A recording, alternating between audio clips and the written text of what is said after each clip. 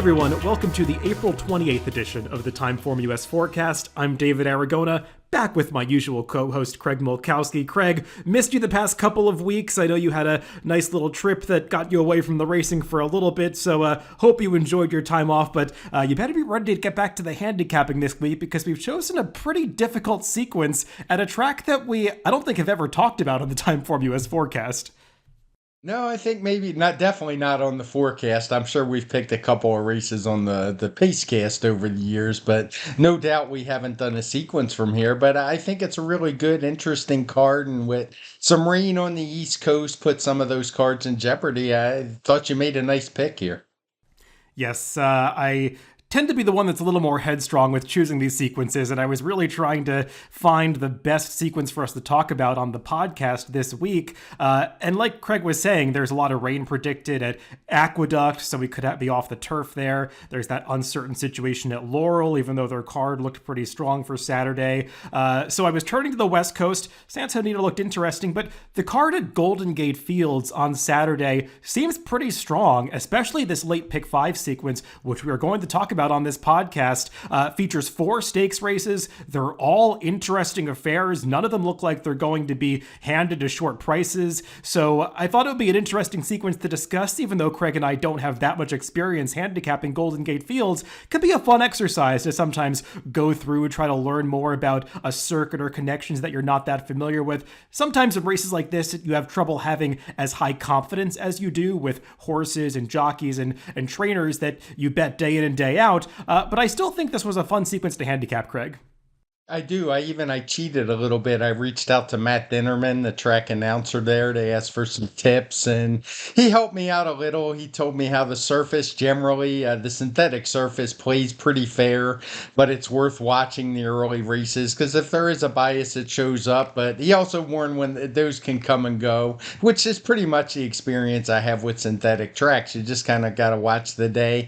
Doesn't really help us since we're doing it a day early, but just something to keep in mind if you're playing the card and you tune in early to see how those races are looking. This late pick 5 sequence at Golden Gate on Saturday has a nice mix of races going short and long, synthetic and turf.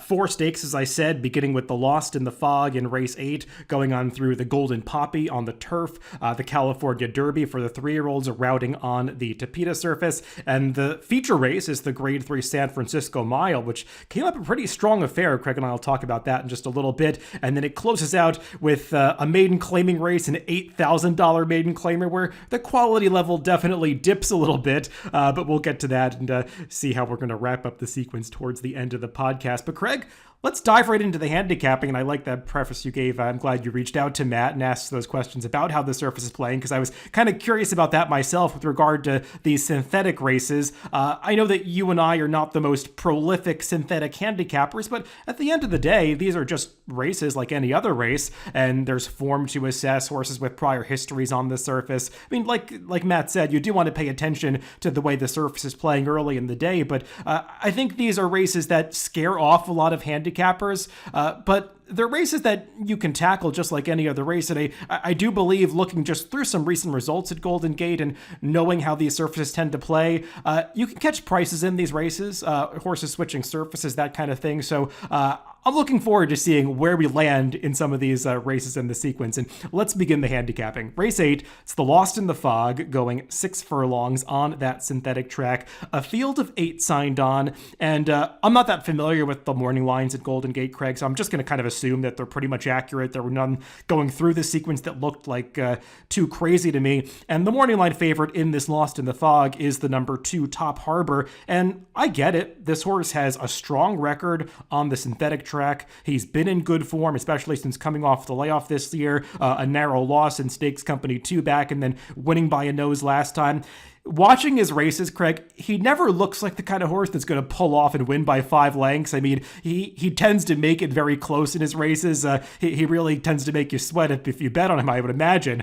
But he's a game horse who tries hard. He just makes a lot of sense in here, though I don't know if he holds that significant of an edge over this field.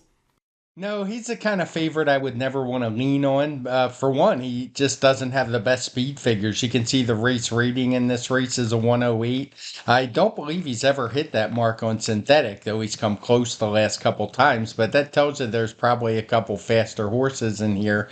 But he's also the kind of horse I would leave out at your own peril just because he wins so much. And on synthetic surfaces, while I mean, I do still use speed figures when I handicap them, and like you said, it's not my favored surface, but I do play Woodbine pretty regularly, and I think they're a little bit similar in that there's a lot of form on most of these horses because Northern California, the horses tend to stay there with occasional shippers from Southern California. So I don't put as much stock in speed figures, I guess is where I'm going. I do use them, but I forgive horses who tend to win a lot of races.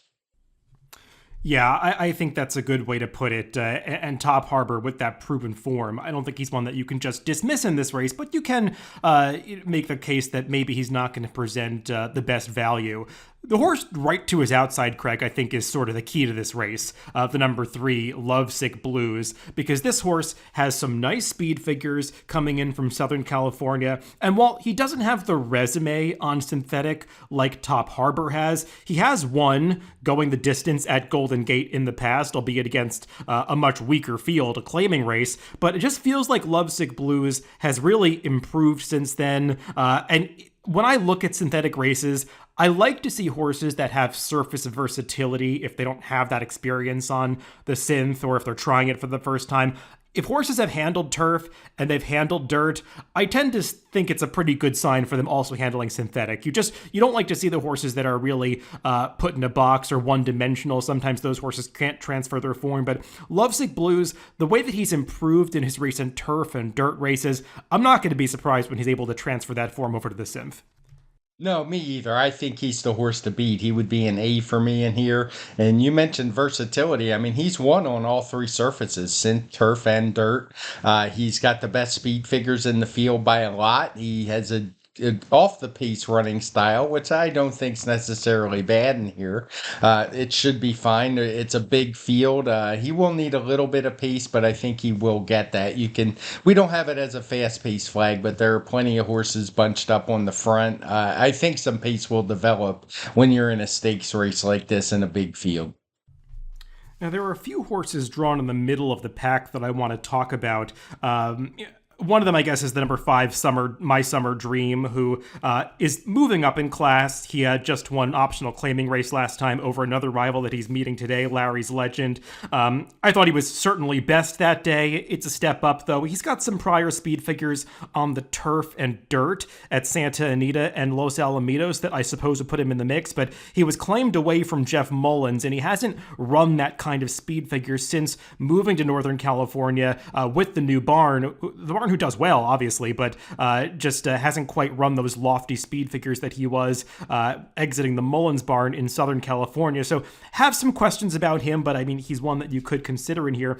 I'm a little more interested in the 2 horses drawn just to his outside. And I kind of want to get your take on both of them, Craig, because I have difficulty assessing whether this is the right spot for each of them. The number 6, Creative Peak, and the number 7, Crazy Dreams. They're actually the 2 horses that are shown sharing the lead on the TimeformUS pace projector. And you mentioned that this is a pace that could kind of go either way. It seems like there are some horses that could be forward, but not a whole lot of confirmed front runners. So I don't know how much it's going to heat up on the front end.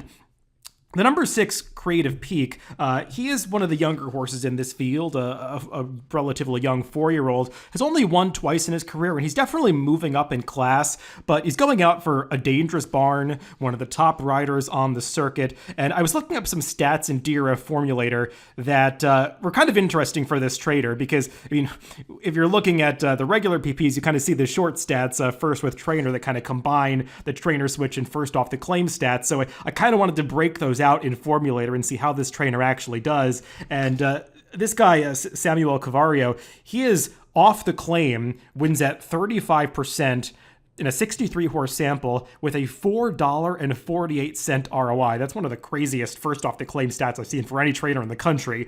However, this is not a horse that's first off the claim. He's first off a trainer switch. And off a trainer switch, this same trainer is 0 for 25 with just 6 hitting the board. So it's just a weird dichotomy with him getting new horses in the barn. Trainer switches have not been successful. I think Creative Peak does need to improve, but he's one of these horses that's trying the synth for the first time that has that surface versatility that I think makes him a little interesting in here if he is around that 12-1 morning line. Yeah, that is an interesting stat. I saw the same because we have him as a first 100 first time with the trainer. But as you said, there's different paths there. But he is going to be a price in here, so he's a horse I'd want to use. His figures a little bit lacking, but as you say, maybe the new barn could improve him. But he's not one I'd want to lean on because of that 0 for 25. He'd need to jump up with the speed figures. So for me, he'd be a lesser use. And what'd you make of the number 7, Crazy Dreams? He's a horse that definitely has speed figures that put him in the mix and seems to be in the best form of his career right now. He's another 4-year-old that really seems to be moving ahead at the right time. However, all of his recent starts have come around 2 turns. He's only sprinted once in his career. That was his debut, and it was actually a good effort. I mean, he took the lead in mid-stretch and just barely lost that race at the end, but they've gone long with him ever since then. I will say, I was looking up his pedigree, and people will debate how much pedigree really matters for a horse that's a 4-year-old now, but I will say this horse has a full sibling that's also by Gallant Son, I believe a filly, who is a confirmed sprinter, a horse that wants to go 5 and 6 furlongs. So I don't know, maybe Crazy Dreams has more versatility than the recent placements would suggest. And Craig, the thing that I find most interesting is looking at the new TimeformUS on DRF.com, we put in that late pace flag for the horse that has the best late pace rating in the field, and it's him. And it's also the horse that's shown on the lead on the pace projector. And when I see these situations where a horse that's on the lead or stalking the pace has that late pace flag, I generally want to pay attention. Yeah, and it makes sense. I was a little surprised when I saw him on front because of the turn back. We don't often see that. That tells me and what I really like with him is the post position, drawing outside. If he drew inside, I'd be a little more concerned, but I think he can the rider can just kind of judge what's going on and either go on with it or sit in a good tracking position. And for me, he would be the other A along with Lovesick Blues because he also has the best speed figures. It's a matter of if you think he can reproduce them sprinting. But as you mentioned, his debut was very good. He hasn't had a chance to do it since, but he's also got that surface versatility. He's run well on dirt, he's run well on turf, and he's run well on synthetic, obviously. So I think he's a big danger in here. Yeah, I would agree with that. I mean, I'll point out that his trainer, Isidro Tamayo, has pretty negative stats with turnbacks, routes to sprints. I think the ROI is below $1 over the past 5 years, but I still think this horse fits really well. So I don't want to lean too much on the trainer stats in this situation because there are a lot of other signs that are pointing to this horse. And, Craig, just speaking of the trainers, I meant to mention this at the start and I just kind of forgot. The thing that really struck me, and we're as we talk about Golden Gate, it's kind of like we're discussing it like it's some foreign land, but I mean, it's a track that I don't handicap that much. And it kind of struck me going through this sequence that there are a lot of trainers that do well here. It seems like it's the kind of circuit where there are maybe 8 or 10 guys that win a lot of races at 15 to 20, 21, 22%, but I don't see any trainer just cleaning up, winning at 30, 35%, where the other guys are pushed down to the 10 to 12% range. I mean, it seems like if you like a horse, you shouldn't be too scared off by the connections. Yeah, that's a good point. The one thing that jumped out at me is I saw a lot of trainers with, nice win percentages in the 15 to 20 range. And then when I look at their overall rating on Timeform US, it's in the low 70s or even the 60s. And I assume that is because we use ROI and there's just so many small fields in Northern California some days that they win with a lot of short prices, but so I wouldn't put a whole lot of stock in that rating. These guys win races, and as you said, nobody is really dominant. There's just a lot of it seems like good, capable horsemen. No, I think that's a really good point, Craig. I mean, these are trainers that are generally winning at comparable rates to each other, at least towards the top of the trainer standings. And like any other circuit, I was doing some, looking at specific stats for the trainers that we're going to talk about in this sequence. And some do well at certain things, not so well at other things, just like any other circuit. So I'm going to bring up a few of those as we go through this sequence. But just putting that context out there, let's move on to the next leg of this sequence. Race 9, onto the turf course. It is the Golden Poppy Stakes, this one going a mile and a 16th for the fillies and mares. And again, Craig, here we've got some Southern California shippers that might be the keys to this race. Including the number 2, Nadette, the number 7, Australia Mia. I imagine they're horses that are going to take money in here. I know that they're not, I think Nadette is the morning line favorite at a lukewarm 3-1. Australia Mia, a bigger price. I think it's 6-1 in the morning line. I'm not going to be surprised if both of these horses take money. And I guess that's where we should start the conversation because they've faced some of the better fields. I do want to say, though, Craig, we've talked about it a lot in the Pacecast. It's not like that Southern California turf division is always the strongest, and especially this year, it doesn't seem like it's, the most robust group of fillies and mares. So I don't know how much class relief they're really getting here. Yeah, that's a good point. We're seeing a lot of horses ship in, dropping from graded stakes to this like listed stakes here, the grade 3 later on. Looks like a class drop, but I'm not so sure it is. And that's a good one to start with because she's a favorite that I'm not really interested in at all. If she wins, I'll probably lose because she's a horse who just hasn't run very fast races. The one race she has is a 112, and something we don't talk about all the time is it has that TimeformUS question mark code, a C, saying the figure was tough to make because of the conditions. And this is the kind of places where I use that code. That 112 kind of stands out like a sore thumb in her PPs, and she didn't run all that great that day. She was only beaten a length and a half, but she was fifth. It was obviously a tightly grouped bunch at the wire. So I tend to not maybe dismiss, but look at that 112 with more skepticism than I normally would. And without it, she looks like just another filly in here.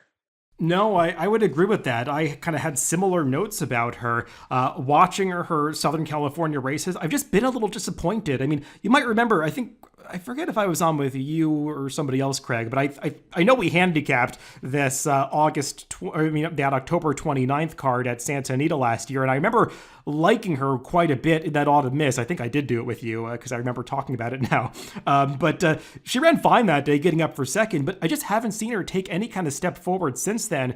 And she didn't get the best ride to back. She sort of made a premature move going wide around the far turn. But I mean, she got to the lead in mid-stretch, and it's kind of amazing watching that race that she wound up finishing fifth because, I mean, she looked sure to hit the board with about a 16th to go, and then she really just gave it up at the end. And then last time out, just had no kick. I know it was a better field, but I mean, she got a good trip and just really couldn't offer anything in the late stages. So I've got some concerns about her quality, and I have some similar concerns about the number 7, Australia Mia, Craig. I mean, she's disappointed fewer times, just having 2 starts in this country, but don't you have to be a little concerned about what the heck happened last time? I mean, I watched that race. She was traveling fine early, and then it just looked around the turn like Frankie Dettori just gave up on her and eased her to the wire. I mean, I guess it's a good sign that she's coming back about a month and a half later, but I've got some questions. Yeah, I mean, I hate to say that I know a horse bled. I don't know if she did or not, but it kind of gave that appearance the way she just packed it in. She had a little bit of a tough start. She was rushed up on the backside, but that it's one thing to pack it in. It's another that he just basically eased the horse and she was walked off the track. So not exactly sure what happened, but it's not a great sign. I mean, she was 3-2 that day. I was watching the replay and you could hear the surprise in the announcer, Frank Miramati's voice when she just kind of packed it in. And so not sure what happened, but she hasn't run particularly well. She had a decent speed figure first time out while losing a lot of ground in the stretch, going a mile and a half. And that's the other concern with her is the distance. She had some good races earlier in her career in South America, but she's been mostly running longer since then. So I have concern about the turn back as well. It almost feels like maybe it's they're just trying to find what's wrong, what's gone wrong these last couple and turning back in distance. Yeah, I'm inclined to not use this horse. She ran well first time in this country. I don't think that Astra Stakes was the strongest field, Craig, but I mean, she ran well within the context of that race because she was attacking a pretty fast pace that fell apart going a mile and a half. But it was a mile and a half, and I think we have real questions about her going this short. And also, I was watching some of her recent workouts on XBTV just to kind of get a sense of how she's doing since that last race, and kind of got mixed signals. One of them looked okay. The more recent one that I watched, the jockey was trying, or the exercise rider was trying to get her to change leads, and she was refusing to do it. She just hung on her left lead through the stretch and wasn't really striding out the way you want to see. I'm getting very mixed signals from this horse, and I think she's going to be lower than that 6-1, so I wanted to kind of stay away from her. And this is the kind of race, Craig, where I think there are some bigger prices that we could maybe get interested in, and I'm going to mention a couple of them to start. The number 4 buyback interests me quite a bit.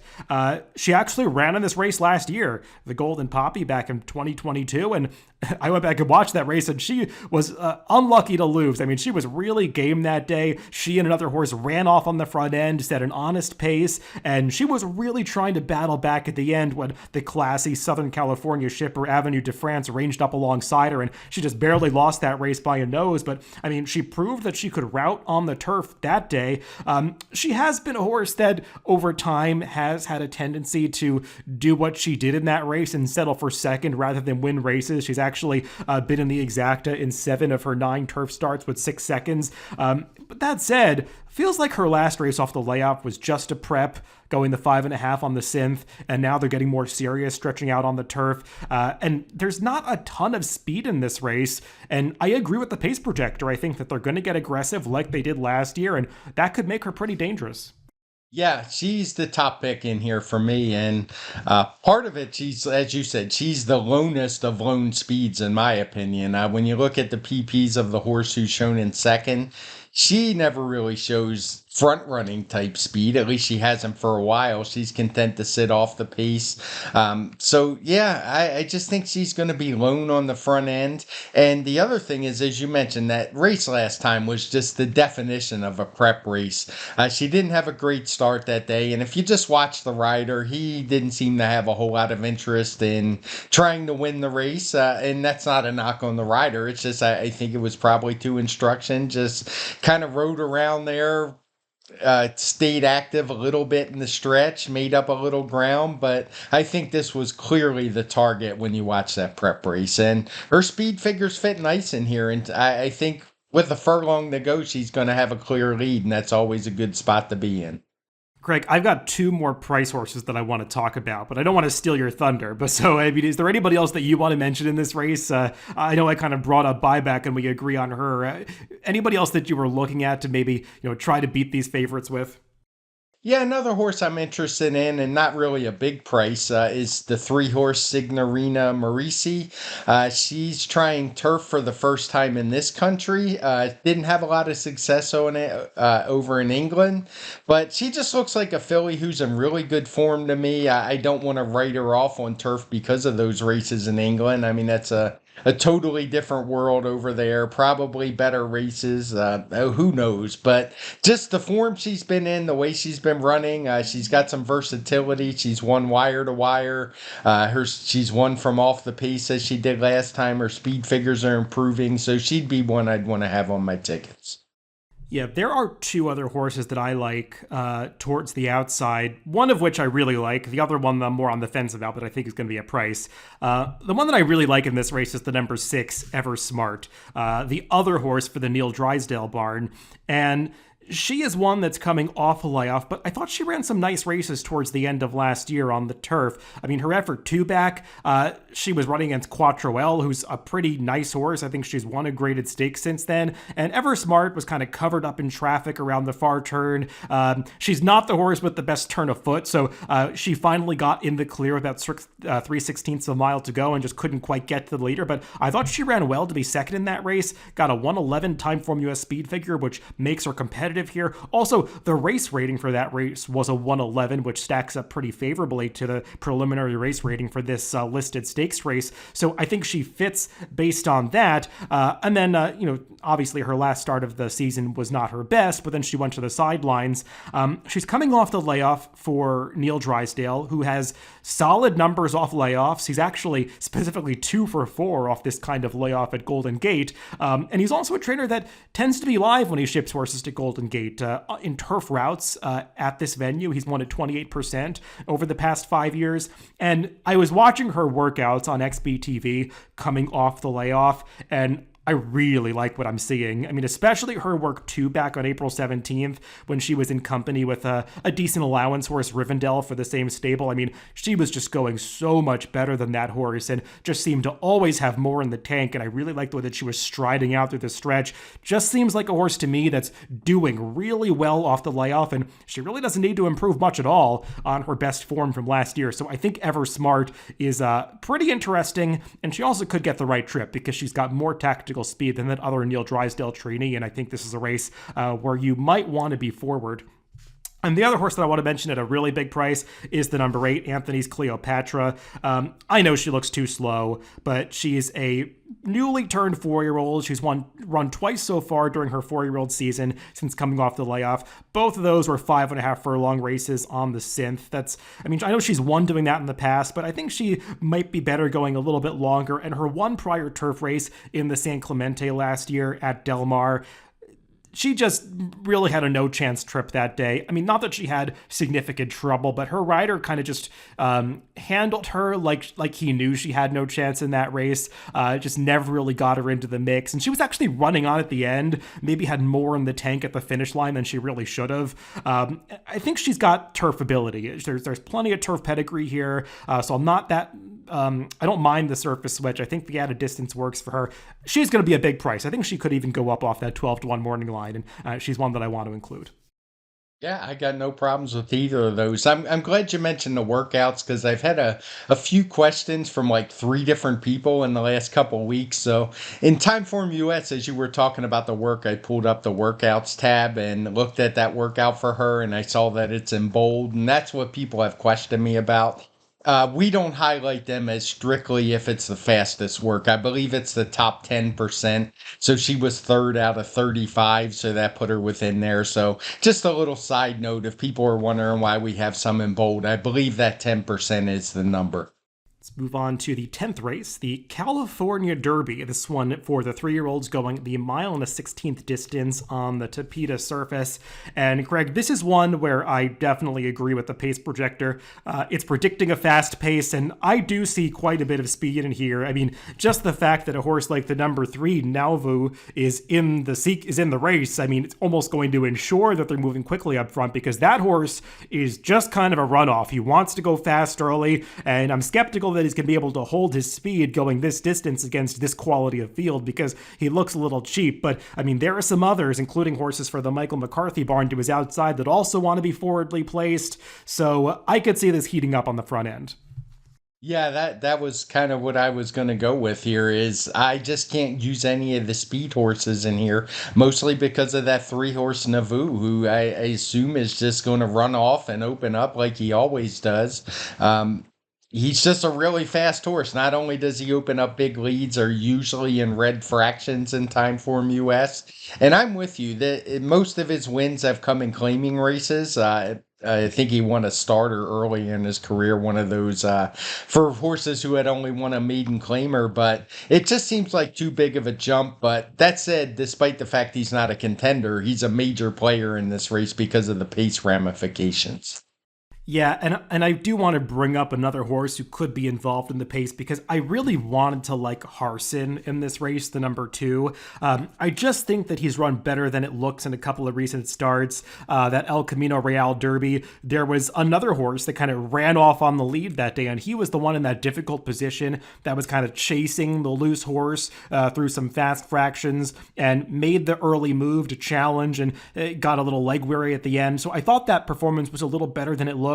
And then last time kind of was waiting in behind horses, was trying to come through an alter course at the very end. I think he hung on his left lead and then got fouled briefly at the finish line. So I think he's better than he looks. However, I was reading our colleague Steve Anderson's preview for this race in the Daily Racing Form, and the trainer, Steve Sherman, was saying that they're putting blinkers on, and their intention is to go back to front-running tactics with this horse. That's why they're putting the blinkers on, because he won with those tactics in his first two starts, and that makes me scared, Craig, because there's already plenty of speed in this race, and if you're adding this horse into the mix, I don't know if that's going to be a winning trip.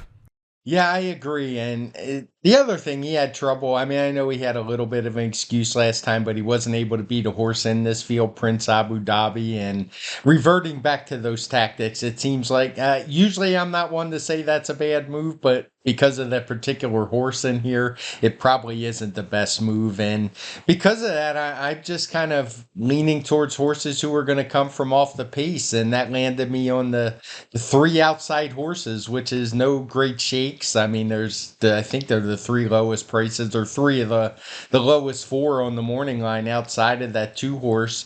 But I think that's probably where the winner is going to come from. It's just a matter if you can narrow it down a little bit or find some value. The one I like the least of those outside three is the seven horse Passarando, I guess it is. Passarando, I believe. Yeah, Passarando, that's it. I got to slow down sometimes and just read. But yeah, Passarando, he's one who just seems to have not been developing lately. He kind of had Chase the Chaos's number there for a little while. Chase the Chaos turned the tables last time, the horse drawn right to his outside, and he's a horse who's just been in really good form. So I prefer Chase the Chaos to Passarando. But I do have a little bit of concerns that his speed figures aren't that great. He obviously shipped to Southern California for the San Felipe, was way over his head running into one of the Kentucky Derby favorites in Practical Move. Kind of interesting to me. He was beat 16 lengths and still basically ran the same speed figure he'd been running on synthetic. But I'm just going to put a line through that when it was a no chance race for him and assume he's going to run well from here. But the horse I'm more interested in and I think is going to offer some more value is that horse on the outside, Prince Abu Dhabi. He's a horse who's passed all three of his tests so far. He was able to stretch out the two turns last time. He beat the two horse Harson that day, and he's just a horse who I think's moving in the right direction, has some upside as a lightly raced horse, gets a decent post position given that it's going to be almost assuredly a fast pace and a strung out field, and he's just a horse I want to lean on pretty heavily in here.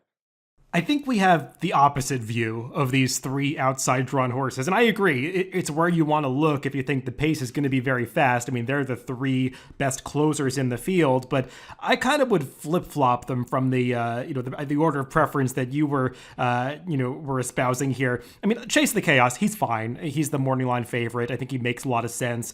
When I watched that El Camino Real Derby, Chase the Chaos got an amazing ride and trip from Armando Ayuso, who it was kind of fun race to watch. He was really pumped up to win that race. That's always cool to see. But he really, I mean, he should have been. He gave this horse a fantastic ride to win. And I thought Passarando was not ridden with quite as much finesse in that race. At a few points, he was following the wrong horses. He didn't have traffic per se. He didn't have trouble, but he didn't cut through the pack, following the flow of the race as much as Chase the Chaos did. And he was actually, I think, following a runner that wasn't really going anywhere, Gilmore, at the top of the stretch of that race. And Gilmore ultimately finished second, but was stalling a little bit when Passarando was trying to, basically draft behind him into the stretch, and then got out to the clear at the very end. And Passarando was really closing once he got into the clear. And I like that in all of this horse's races. Once he gets to the clear, he tries really hard to run down the horses in front of him. And if he's going to be a much better price than Chase the Chaos, I kind of would rather go towards Passarando in this race. And as for the number 9, Prince Abu Dhabi, I don't know. I'm of two minds about him. When I watched that allowance race last time, I liked Harson out of it more than I did Prince Abu Dhabi, even though Prince Abu Dhabi won the race. That was his first time going 2 turns. The way that he traveled in that race, I have some concerns about the added distance. Watching his sprints, he had a better turn of foot than I saw from him last time. He just kind of was grinding at the end, and it looked at the top of the stretch like he was going to win that race by more than a nose. He just kind of stalled at the end of that race. So I do have some questions about him going the mile on a 16th, though he's obviously a contender in this race. For me personally, I didn't really see the value with him, and I did so more with Passarando. I do want to bring up one more horse, Craig, that might be too much of a reach, but he's going to be a price in this race. And I just think there are some interesting things going on. With the number 4, Egon, I know that his lone speed figure in his debut victory is way too slow to win this race, but I went back and watched that, and boy, this is an impressive looking horse. I mean, he's got a lot of size to him. Just there's a big frame there. He's a powerful mover, and he won that race very easily. I mean, he won by over 3 lengths, and I know he wasn't facing much, but when you go through that field, there's an argument that maybe it was a slightly better race than that 79 speed figure would indicate, and it's not like the TimeformUS number is out of step with anybody else, and Beyer had it slow too. But I just felt like watching it, this horse might have more quality than that speed figure suggests, and there are some positives here. I mean, the trainer does an awesome job just across the board, Reed France, and especially I looked up off maiden wins with last out maiden winners. He's 8 for 30, 27% with a $2.03 ROI. Evan Roman, one of the best riders from a percentage standpoint at Golden Gate, and this horse has real pedigree by Go Sapper. Neshoba's Gold was a nice horse. I think this is that Neshoba's Key family from the early 2000s. I mean, this horse is bred to be a good one, and the fact that they're moving right up into this stakes race off that debut victory says to me that they're expecting an even better effort this time. So if he's a big price, he's one that I definitely want to throw into the mix. Yeah, I can see that. And he's going to be a big price. I mentioned early on that I don't always think you want to put as much stock in speed figures on the synthetic surfaces. And this could be one of those cases because he won very easily. As you say, it's a replay worth watching. Let's move on to the feature race of this pick 5, the feature race at Golden Gate on Saturday, the grade 3 San Francisco Mile, this one going the 1 mile distance on the turf course. And Craig, I did a stakes preview for this on the Daily Racing Form YouTube channel yesterday, and it's kind of what first got me looking at the Golden Gate card for this weekend, because handicapping this race for me was really fun. There's a lot going on in here. I think it's a fun race to talk about. Like with the other turf race that we mentioned in the sequence, there are some Southern California shippers that I think you have to develop an opinion about in here, because they both have questions to answer. And let's start the conversation with the number 2, Balnikov, who is listed as the 9-5 morning line favorite. He's coming off a poor effort, Craig, and do you just give him the excuse of competing in Grade 1 company last time in the Kilroe Mile? Because he might have been a little overmatched that day. He went off at 8-1, but gosh, I was still hoping to see him do a little more running in that spot. I don't give him as much of an excuse because that was probably as weak of a Kilroe Mile as I can remember. I mean, Gold Phoenix, he's just okay. He was a horse who was turning back, I think, from a 1.5 mile race and was able to get the job done that day.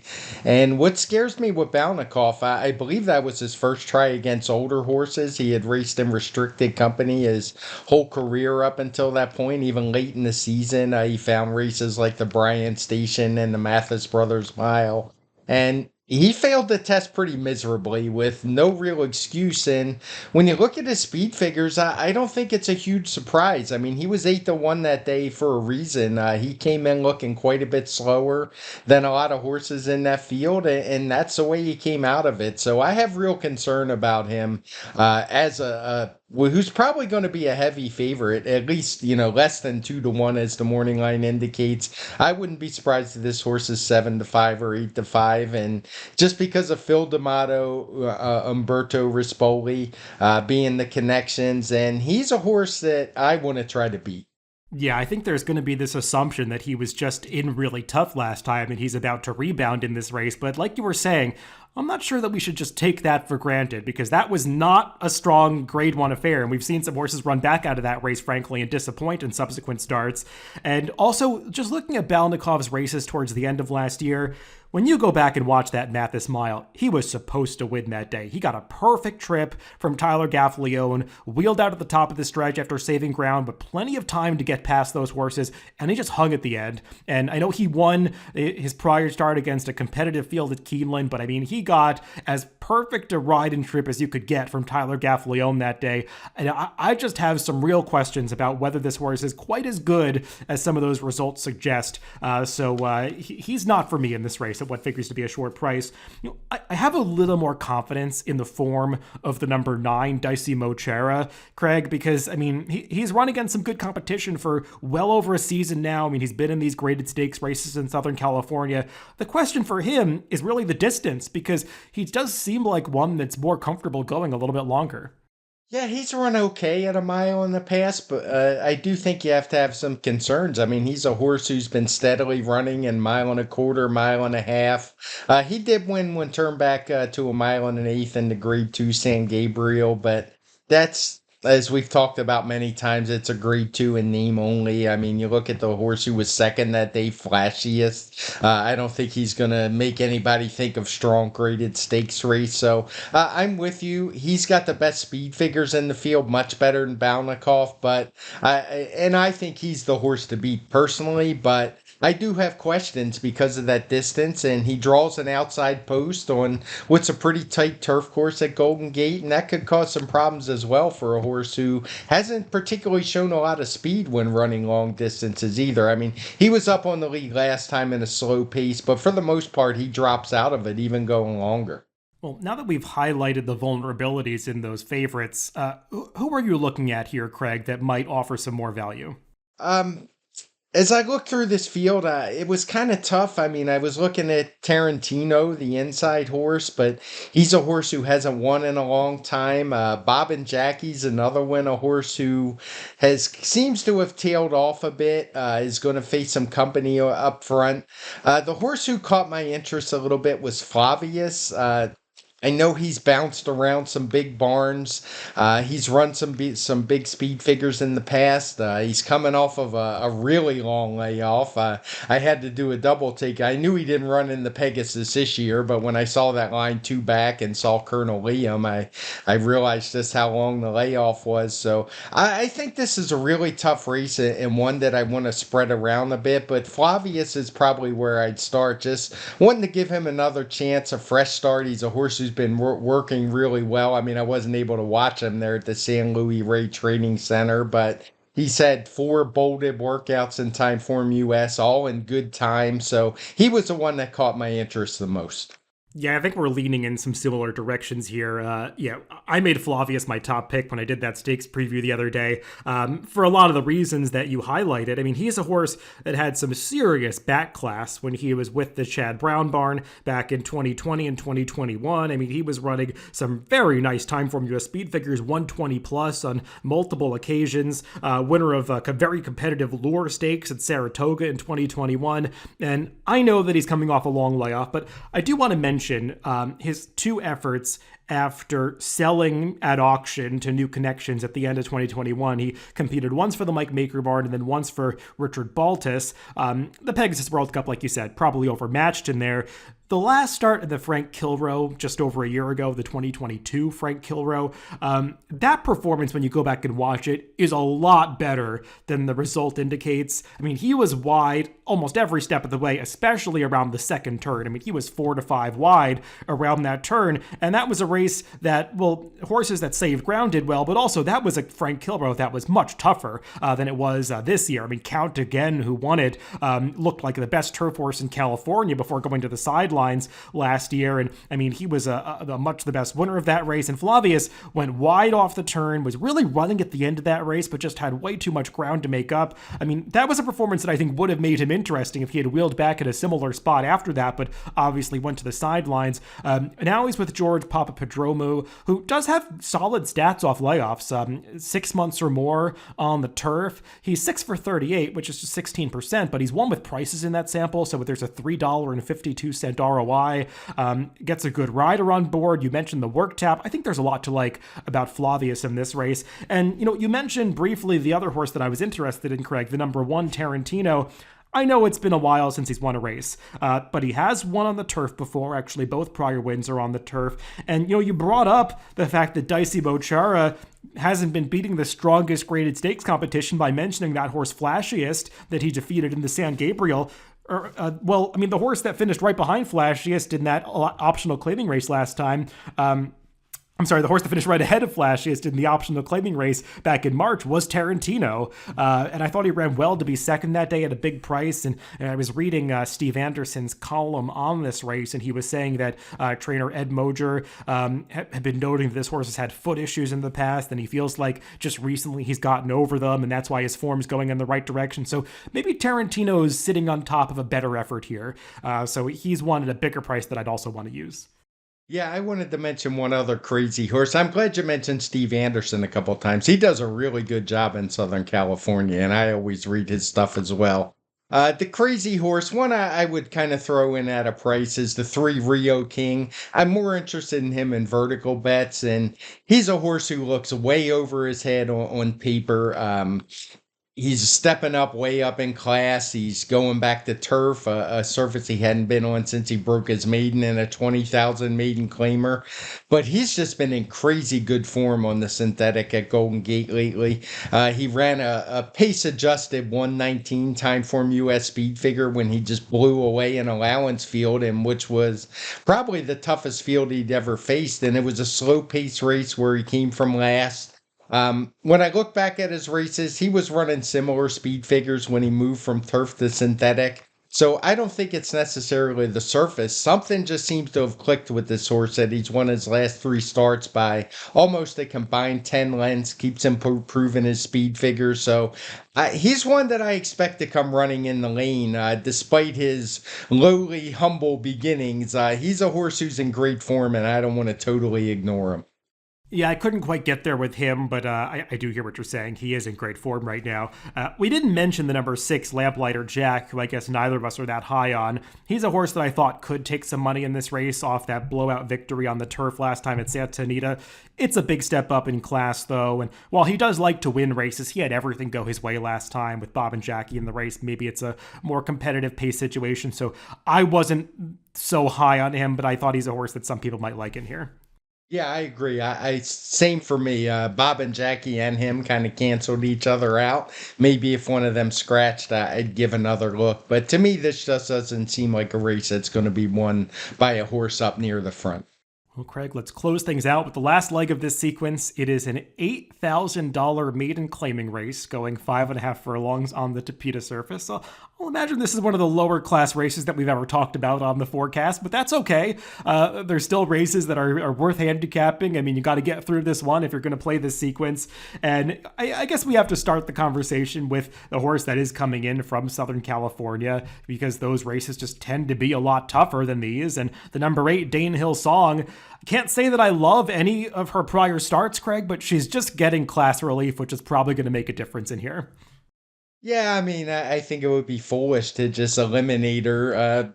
She's a horse who obviously ran her best race on turf, but she always shows some speed. I say her best race, and I'm talking TimeformUS speed figure wise, but she always shows some early kick. She's taking a big drop in class from that turf race. Even from her last race on dirt when she ran for 20, down all the way down to 8 here. Her speed figures match up. I don't want to hand the race to her because it's not like her speed figures tower over everybody, but I do think you have to use her. I'll start with a couple horses that I would look to maybe beat her, with some that would offer some value. And one I'll start with is a second time starter, the one horse Rousing Star for trainer Steve Specht. And it's just a trainer play where he does better first time out or second time out than first. On TimeformUS, he goes from a 62 rating or 67 rating up to an 80. This horse had trouble at the start and then just kind of cruised around there. So I would expect a better performance from her. And there's a couple others like that as well.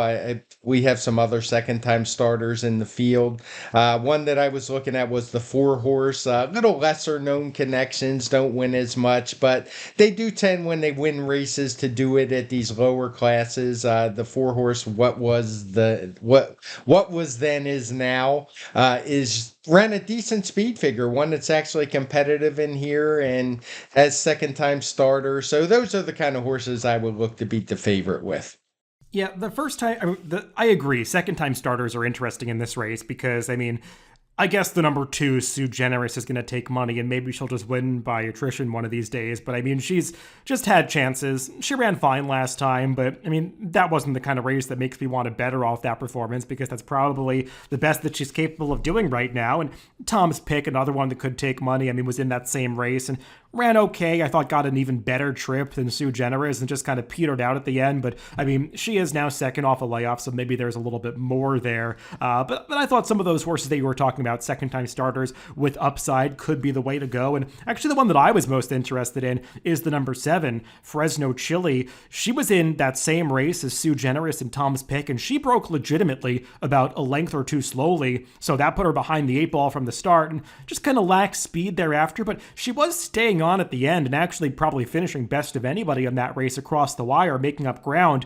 And this trainer does not have a large body of work, but I will say over the past 5 years, with second time starters, he's 2 for 9, and those 2 winners went off at 22 to 1 and 12 to 1. So I think there are some things to like about Fresno Chili in this race, especially, horses like this can sometimes break from the gate a lot better second time out than they did first time out. I like that stat you brought up with the number 1, Rousing Star. I was actually doing some deeper looking in Formulator, and specifically with synthetic maiden second time starters. Steve Specht is 17 for 62, 27% with a $3.75 ROI. So especially on this surface here, that's a really positive stat for this barn. I didn't think this horse did much running on debut, Rousing Star, but sometimes from first start to second start, it can be like night and day. Yeah, and I didn't want to leave out Fresno Chili either. I just kind of ran out of oxygen there when I was talking so much. I saw the same things as you. The trainer's 1 for 10 with first time starters, 2 for 9 with second. So not really a big improvement, but he does okay with these kind. And I'm always looking for horses that can improve. What I liked about that one is she was able to make up some ground in the stretch. You mentioned Tom's Pick. She's the kind of horse I'm never going to bet. She's been running at these same exact kind of races, 8,000 claimer last time, and just keeps backing up in the stretch. Did so in her debut as well. I'm always leery of those kind of maiden races because they look like they're okay, but they just don't get the job done. And same for Sue Generis. I mean, she's had plenty of chances. Some of them were over her head, obviously, but she keeps dropping. Maybe she's found her level, but she's going to be bet. Those are the kind that don't interest me. So for me, it would be the 8-horse Hill Song and the 3 second time starters that we talked about. Well, Craig, we've covered the handicapping, so let's go back through this sequence and just talk about, spots where we might want to use horses. And I'll be honest, I don't know if this is the kind of sequence where I would be looking to take a big swing at it. I mean, for a couple of reasons. Number one, it's pretty difficult. But number two, I just don't have high confidence playing a track like Golden Gate that I'm somewhat unfamiliar with. But I still think, we're against some favorites in this sequence. We've identified some interesting long shots. You might just want to key on a few horses, and if you're right about them in the sequence, just use others around them that in maybe races that you don't have as high confidence, and you could do pretty well. And also, this is the kind of sequence where if I see some big prices on the board, I might just want to make win bets or, cover some of the prices in exactas, that kind of thing, because, I don't want to get too caught up in trying to hit this pick 5 when I know it's going to be difficult, just given kind of the handicaps of me not really having that familiarity with Golden Gate. So kind of within that lens, Craig, how would you be looking to approach a sequence like this? Yeah, I'll probably play a small ticket, try to get some long shots on it. I know we talked about some price horses. The eighth race, I would use Top Harbor, the favorite, sparingly. I would lean more on Lovesick Blues and Crazy Dreams, just because they have better speed figures and are horses that figure to get good trips in here. In the turf stakes, the Golden Poppy. A horse I mentioned was a 3. I'm totally against the favorite in there, Nadell. You sold me on the 6 Ever Smart. I would use her. Australian Me, I didn't like either. So, and the other horse I did really like was Buyback. So I would probably just go too deep with the 4 Buyback and Ever Smart. Maybe a little bit of 3. Buyback is just really dangerous with that early speed. In the California Derby, the 3rd race in the sequence, I'm going to stick with those 3 outside horses. I know we differed a little bit in the order of preference. I prefer him 9, 8, 7. I think you were kind of the total opposite, but I couldn't really see going past those three. You did mention Egon. I could see him, but I don't want to get my ticket too crazy on here.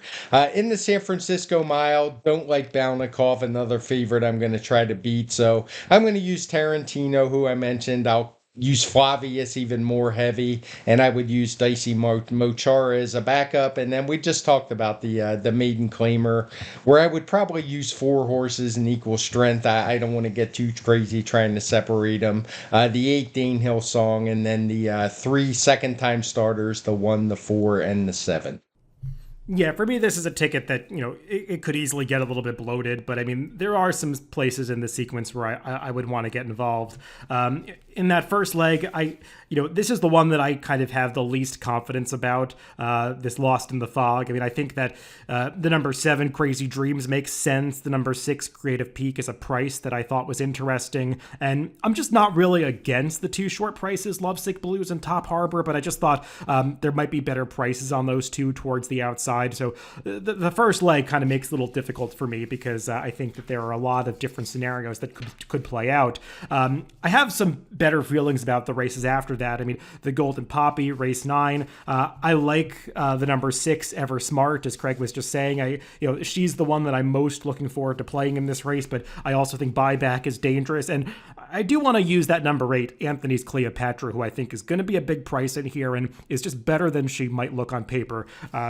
I'll be primarily using those 3 and kind of playing against the favorites in those races. The California Derby, as Craig was saying, we kind of have a difference of opinion on those closers. I like Passerando. I think he's going to be the best price of them.